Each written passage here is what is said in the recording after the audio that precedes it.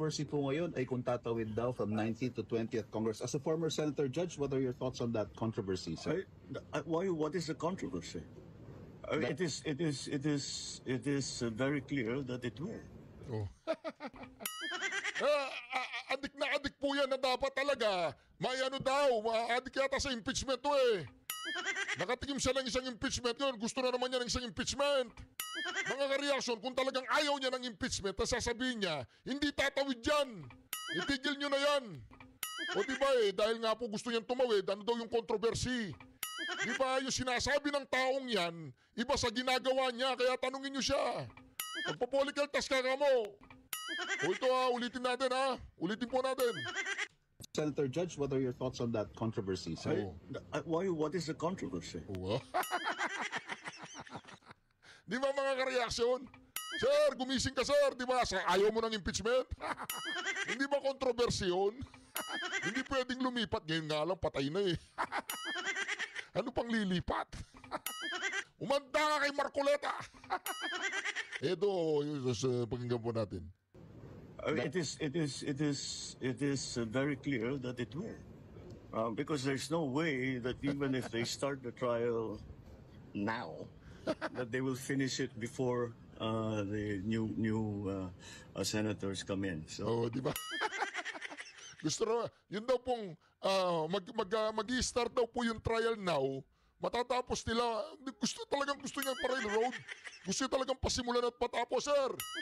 Adik ka pa sa impeachment, sir. Adik ka sa impeachment. O ito, pagka natin ulit. Because there's no way that even if they start the trial now, that they will finish it before the new senators come in. So, well, again, the senators will decide. Sir, nagsumbong po yung mga empleyado ng Bureau of Immigration. Adik na adik talaga sa impeachment. Nakatikim siya ng isang impeachment. Ngayon, inahanap-hanap po niya yung impeachment. Mantakin mo yan, sir. Sa susunod, sir, kasi mahirap yung unang tikim. Pag natikman mo yan at nasarapan ka, maa-addict ka. Hanap-hanapin mo yan. Nakatikim siya ng isang impeachment. Ngayon, gusto niya uling makakita ng isang impeachment. Nanginginig siya, impeachment, impeachment, impeachment, impeachment. Mantakin mo yan, sir, no? Nakaka-addict ba yung impeachment, sir? Yan ang pasya ng impeachment court bilang mga taga-usig. Dapat nilang galangin at sundin yun. Alam niyo po, meron na po akong mga nakilala sa iba't ibang bansa dahil sa trabaho ko, mga dayuhan. Dahil sa trabaho ko bilang isang vice president at dating education minister. At sa mga nakausap ko, lahat sila nagsabi, it is unthinkable for a government to surrender its citizen to a foreign power. Alright, Reaction TVPH, nagbabalik. Reaction. Napakaganda po ng pag-uusapan natin ngayong mga ka-reaction ha.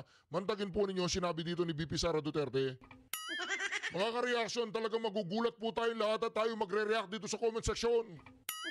At kapag nag-react ka at nagulat ka, mag-subscribe ka na rin. Alright, ito po mga ka-reaction ha. React po tayo dito sa kanyang latest video. VP Sara, pasok. I love you. Mama, chup-chup. Alam niyo po, meron na po akong mga nakilala sa iba't ibang bansa dahil sa trabaho ko, mga dayuhan. Dahil sa trabaho ko bilang isang vice president at dating education minister.